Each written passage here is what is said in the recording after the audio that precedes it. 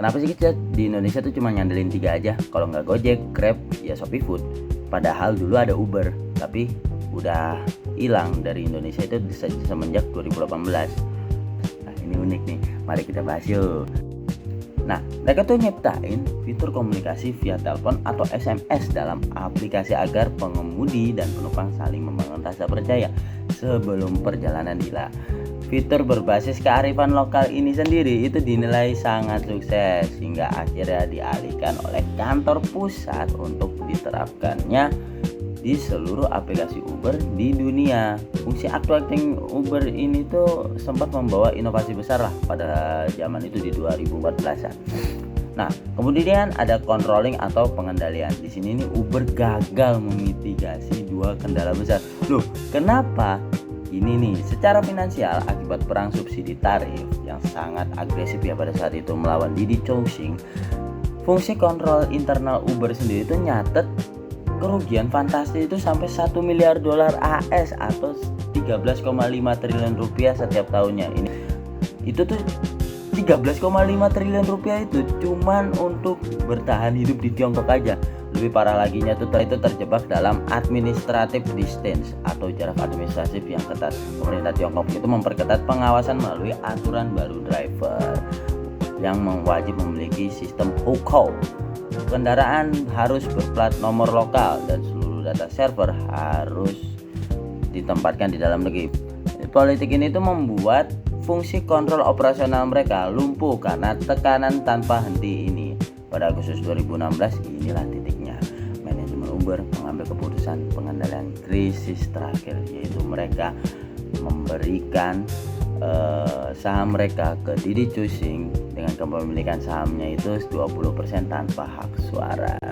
Nah, sebelum kita mengetahui kenapa sih Uber di Tiongkok ini tuh bisa gagal total, mungkin lebih parah daripada Uber di Indonesia yang bisa bertahan 4 tahun, sedangkan di Tiongkok sana hanya bertahan 2 tahun saja.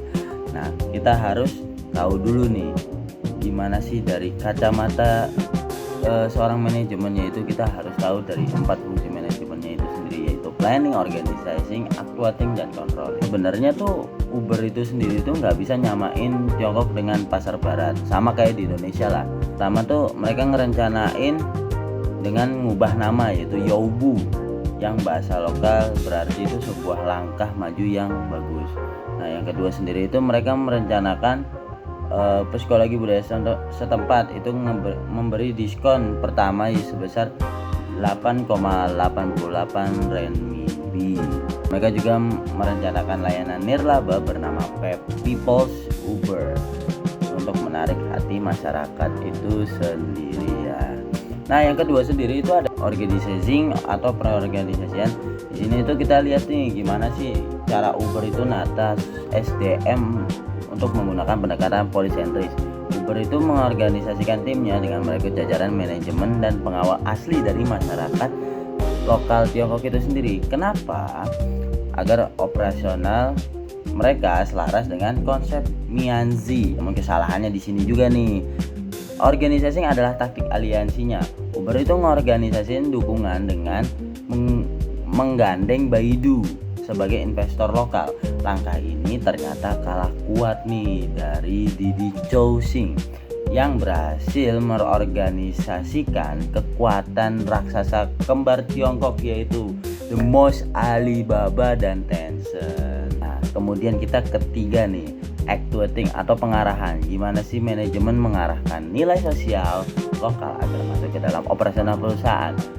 Nah, teman-teman, pelajaran apa sih yang kita ambil dari Uber ini sendiri? Berdasarkan kerangka kerja Cage, kita tuh belajar bahwa perusahaan multinasional itu nggak hanya mengendalikan nama besar global aja, tapi kemampuan mengendalikan resiko politiknya juga. Adaptasi hukum lokal atau legal adaptability serta kejelian membangun aliansi domestik adalah kunci utama yang seringkali itu perusahaan itu lalai, tidak care dengan hal ini. Karena ini juga menentukan hidup dan matinya bisnis internasional. Uber itu naklukin dunia, tapi regulasi dan politik lokal di Tiongkok lah yang menjinakkan Ubernya itu sendiri.